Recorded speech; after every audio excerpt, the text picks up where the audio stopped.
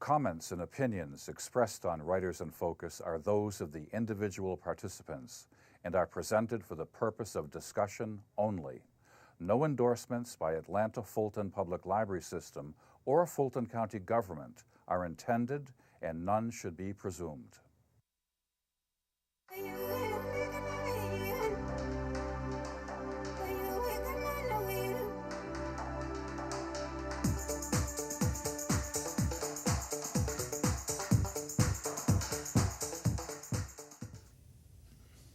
Hi, welcome to Writers in Focus. I'm your host, James Taylor, and today I'm absolutely delighted to have as my guest Kevin D. Johnson. May I call you Kevin? Sure. I'd like to welcome you to the Atlanta Fulton Public Library and the Fulton County Government Center. Thanks for having me. By way of introduction, we're going to talk about your first book. So far, it's your best, and it's a wonderful book. It is.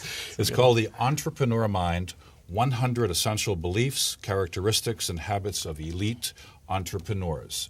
I want to begin by reading the audience something I found in a Journal-Constitution article dated May 2nd, 2001. Kevin D. Johnson is a startup kind of guy. The 21-year-old Morehouse College senior started his own jazz band, Rio Negro, more than a year ago. The sextet has been a successful run playing Metro Atlanta clubs.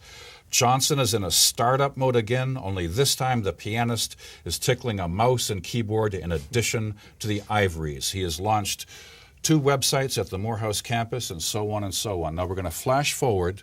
That's 12 years ago. We're going to flash forward to 2013. Sure. Since then, you have started up a lot of businesses. You've made a lot of money. You've married a beautiful woman. You're caring for a beautiful son. You have played golf with the Vice President Joe Biden.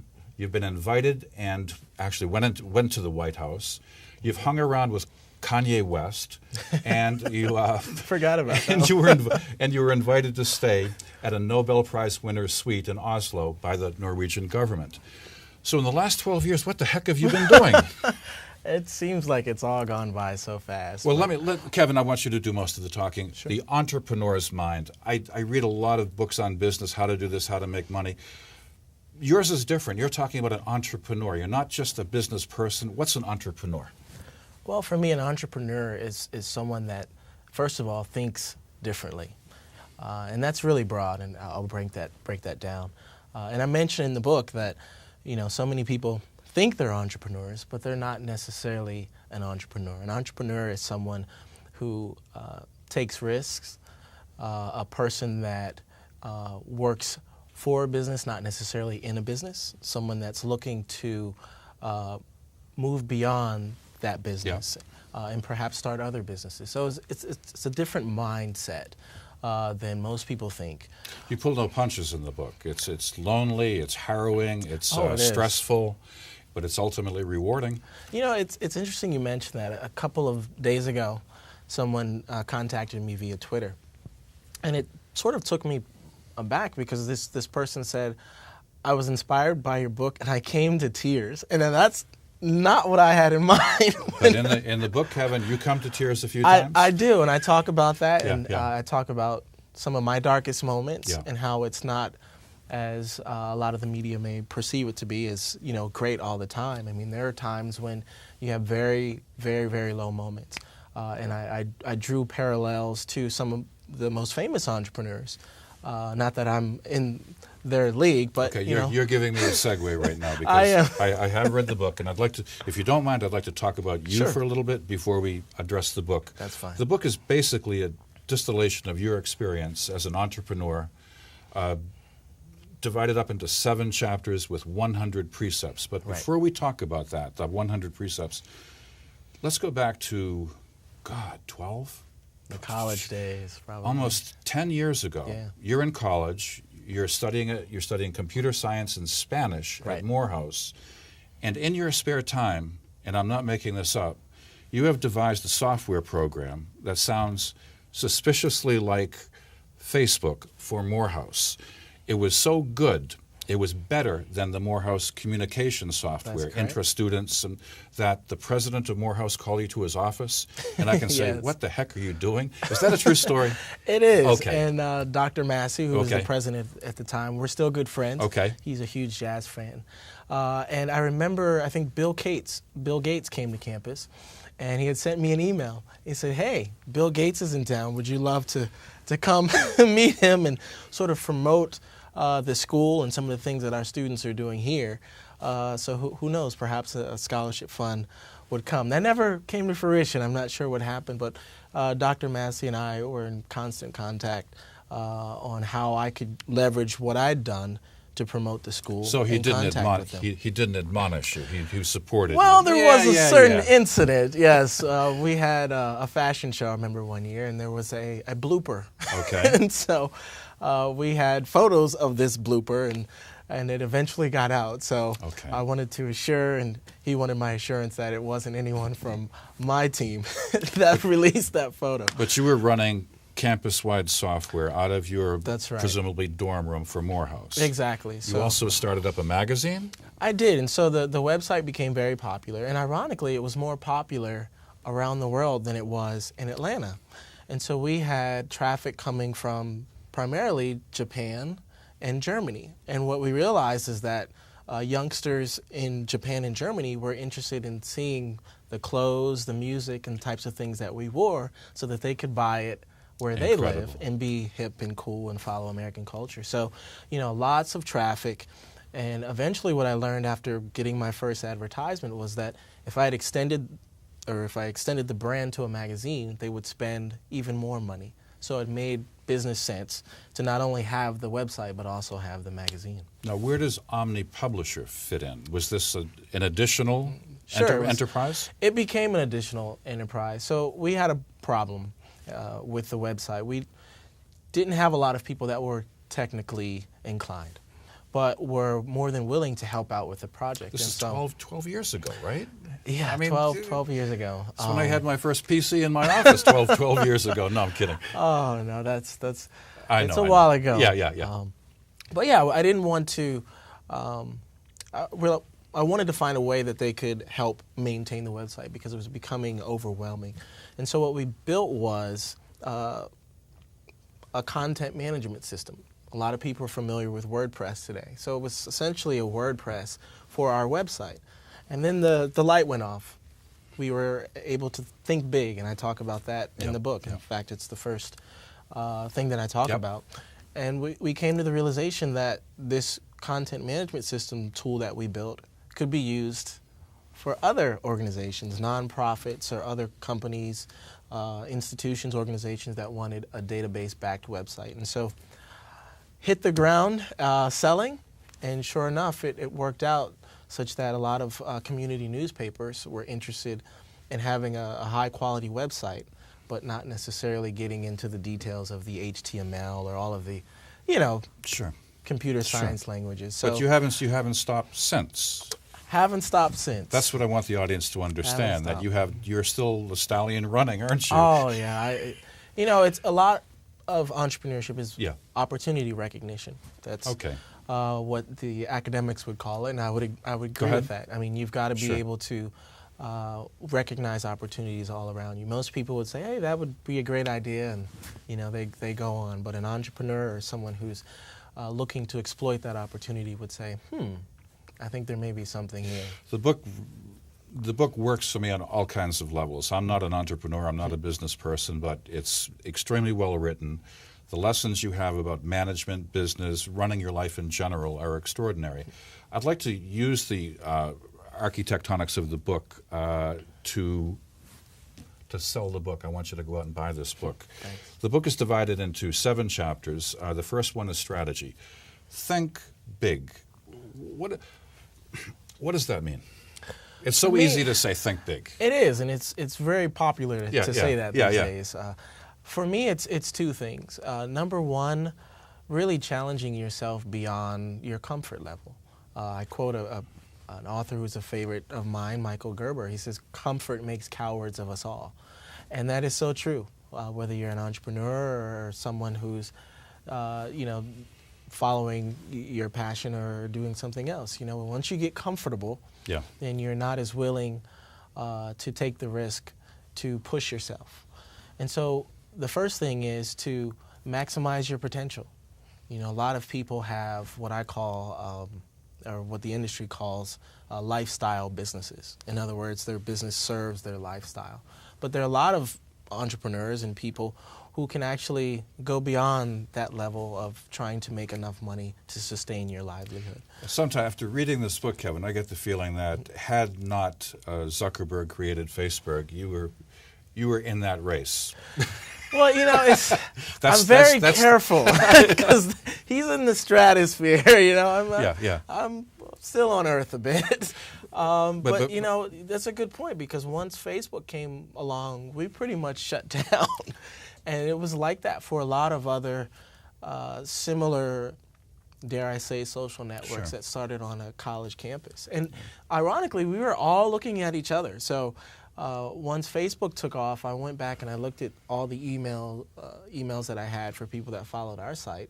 And we had people from Harvard who were contemporaries with Zuckerberg and on Facebook, or the Facebook at the time. We had also contemporaries at other colleges, and so it was a fun time to kind of see what everybody was doing and where all this would take us. And one of my favorite, which we're still talking about strategies, is create new markets. And before each chapter, you have a little epigram, and it's Henry Ford in this particular case saying, like, if I asked my customers what they wanted before I built the Model T, they would say, I want a faster horse. Right, I mean, exactly. Talk about creating a new market. What does Johnson Media do? Sure. Well, you're the CEO and founder of your own company. Well, it evolved. The company evolved from college website to magazine. And the magazine became so successful, but in 2007 and 2008, the game changed. Lots of companies pulled money out of course, the Great Recession. You lived through the Great Recession, yeah. Exactly. So, you know, I had to rethink my approach. And I said, well, you know, we're placing advertisements. Why not make the advertisements for the companies and place them, as opposed to being totally reliant on the ad dollars that they're placing for us. And so that's how we evolved into a full-fledged marketing and advertising agency. So we create websites, we create commercials, crisis management, public relations, and we do that for a lot of clients. We work with Cadillac, and right now we're working with a lot of the major banks. Incredible. So, your dreams of, we'll talk about that near the end of the interview. Sure. Because you haven't stopped dreaming. But there's one precept that got under my skin, and I'm going to read it out loud. That entrepreneurship, not business, entrepreneurship comes before family and friends. Are you listening to that, Mrs. Johnson? I knew that was coming, you know. How does that work? You finished this book when you were on vacation. Well, your wife is probably going, come on, let's go to the bride. That's a good one. Yeah, I'll come back to that. Okay. But, you know, as I was writing the book, I would share some content via Twitter. And all, you know, the people that follow me were all a Twitter, so to speak, when I put that one out there. Yeah. And, you know, controversy helps. It's but at the same time, it's very real. But it makes sense. And it really describes how I've conducted myself. And, of course, you know, if I have a dying parent, it's, you know, that parent comes first. Right. And, of course, there are extenuating circumstances. But in general, for me, the way I see it and the way that a lot of other entrepreneurs see it is that you've got to stick to the business, because ultimately that's how you eat. The business is your reservoir that provides everything. Exactly. So it makes sense. Yeah. And so when you look at it through that lens, it makes more sense. One of the examples I gave in the book was, you know, do I close a 7-figure or 6-figure deal, or take the son to the baseball game? And that's what really got people upset on Twitter. And I said I would close the deal, and then maybe buy, you know, more than enough tickets to take my son another time. But a lot of people said, no, take him to the game, and we're very adamant about that. and adamant about being able to dedicate as much time to the point where your business suffers. Okay, I'm going to put you on the spot again, because in the second chapter called Education. Right. Let me tell the audience this, that I think I know this for a fact, that you were a NASA scholar. I was. You were a full scholarship computer science student at Morehouse. You graduated. Presumably the right thing to do is you're an entrepreneur, you're a businessman, you're making money in college. Why not go to the most prestigious business school in the world, at Harvard Business School? You go up there, and you weren't impressed. And in fact, you say that the MBA is not that important for the entrepreneur. We should be clear about this. You're not an ordinary businessman. You're an entrepreneur. Why? You could have gotten a free ride to Harvard. I know that for a fact. You're smart enough and you're bright, blah, blah, blah. Why did you say, I don't need a Harvard MBA? Well, your lifestyle proves it. But Well, I knew this is the hardest question of the afternoon. Okay. I think I realized that the appeal of the degree was more so the prestige, and not necessarily the practical knowledge that I would gain. And considering the practical knowledge that I would gain, that's quite a steep price. So, Yeah. you know, and I'm thinking, in approaching this as an entrepreneur, I'm thinking I could be working on a product or working on my business, iterating, pivoting, and using this time in a much wiser way than sitting in class. And that's nothing against Harvard. Sure. And ironically, the students at Harvard, they love the book and they're using it. But I think they understand the point that I'm trying to make, that for a lot of entrepreneurs, we don't do well in the academic setting. We have to be out there on the front line, so to speak, building businesses and creating opportunities. I guess what I'm getting at, Kevin, is, having read the book, it's a great book because it's not written for a person who sets out to be a business person and make money. An entrepreneur is someone different. Right. I'm glad you mentioned that, because one thing that I didn't expect. You're not in is it for the money, really. Even though, can I borrow a couple $100,000? Not a problem. No. But yeah, a lot of people, including my family members, who just wanted to support me and read the book, said, I loved the book. I don't want to be an entrepreneur. I don't necessarily want to own a business, but I love the way you tell the stories. Oh, yeah. You tell or you teach the concepts, because it not only holds my interest, but I learn how you think, and it makes sense.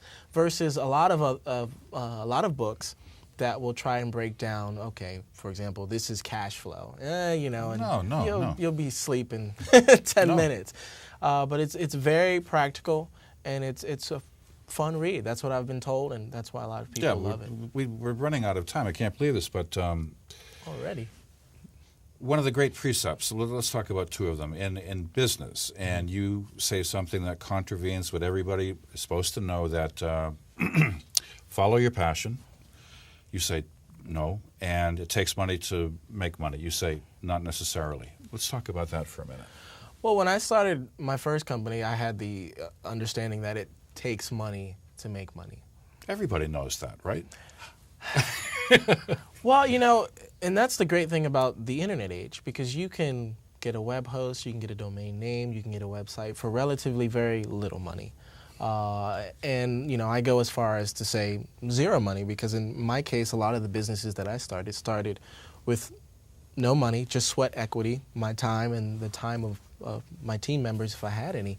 And they were profitable from day one.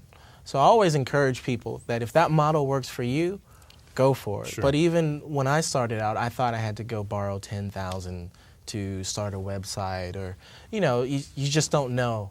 And this book is really helping people to understand that you can do it without money. I also quoted Mark Cuban, who was very passionate about not following your passion.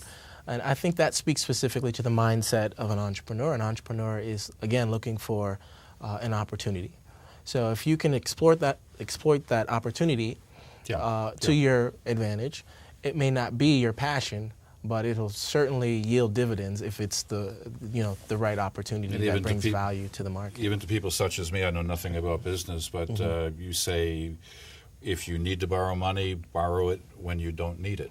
Things like That's right. Have used many different banks. Pay your taxes on a quarterly basis. There's a lot of practical, pragmatic advice in the book. Leadership.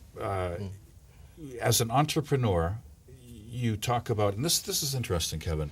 You talk about pushing beyond your fear, because there are times in the book where you say, "Yeah, things don't." I mean, it's all not been a crystal stair for you, this entrepreneurship. And that's a daily battle. I'll bring it to a recent opportunity that we had to close a multi-million-dollar deal. And working in the financial services industry, not a lot of people look like me or as young as as I am. And so when we judging from the book, you look very well dressed today. Oh, thank you. I appreciate it. Thanks, Mom. No. But anyway, in pitching certain clients, you want to be able to relate. And sometimes that's a challenge for me, a fear to walk into a room of the CEOs of some of the biggest banks on the face of the earth, or the CMOs, or all the C-level executives, and be able to relate, to be able to pitch, to be able to sell myself and my company. But I mention that because fear was definitely a factor. But in becoming a good leader, you have to learn how to channel that fear to get over it, to get the job done. And we have this idea that people like Cuban, Zuckerberg, it's been said of Obama, said of Bill Clinton, that when they walk into the room, they're the smartest person in the room. You say, counterintuitively, sometimes it's better not to be the smartest person in the room. To explain that. Right. And you mentioned President Obama and Mark Zuckerberg. I think they would agree with this too. They may not tell you directly, but Mark Zuckerberg had his team. And now it's to the point where Mark Zuckerberg doesn't even program that much anymore. So he's got better programmers on his team, so he can devote to being the leader, the CEO. Some people would argue that, President Obama's inner circle has a Larry Summers, calling and advising him, who is very smart and knows, economics better than most of us on the face of the earth. And so, I talk about that in the book. You've got to surround yourself constantly with people that are smarter than you, that will push you. In my case, I would go home and intern in Boston with IBM and Lotus, and a lot of my friends went to MIT and Harvard, so I would hang out with them at the Athena Computer Labs or wherever on campus, and sometimes I just felt like they were speaking another language.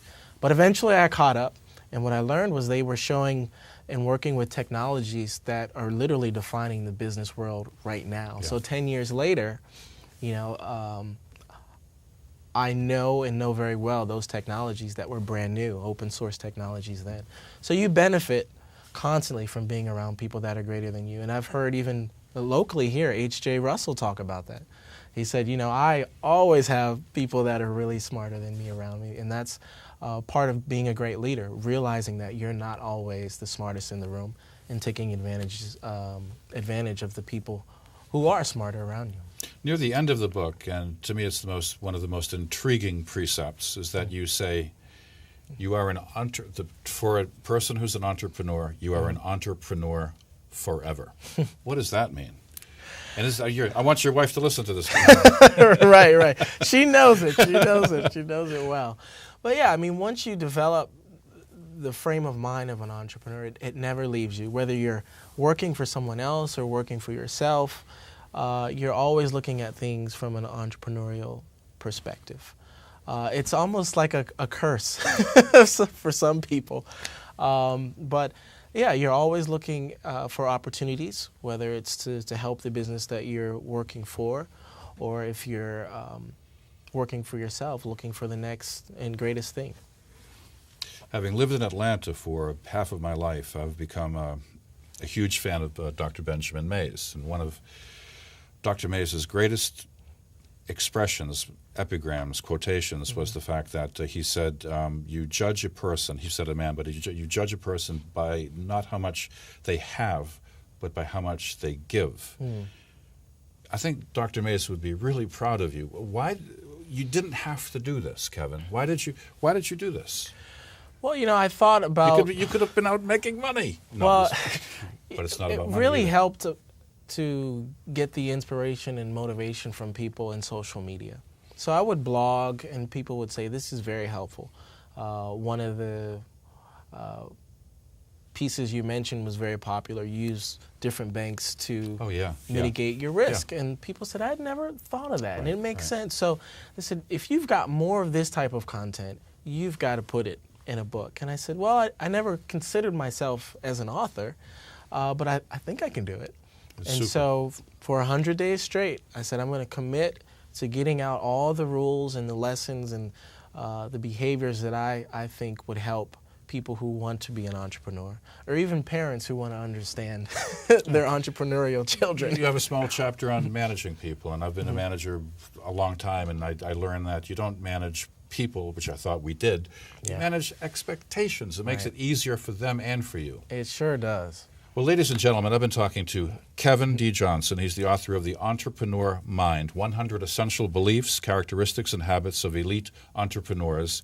It's a wonderful read. It's filled with 100 nuggets of pure wisdom for day-to-day living, or if you want to make a lot of money, if you want to be a business person, entrepreneur. Thank you for being here. Thank you for having me. It's been great. Super. That was a quick 30 minutes.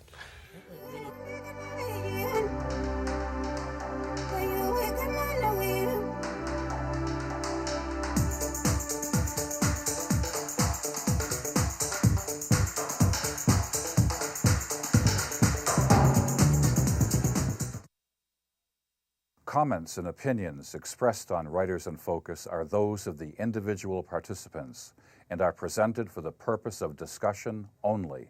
No endorsements by Atlanta Fulton Public Library System or Fulton County government are intended, and none should be presumed.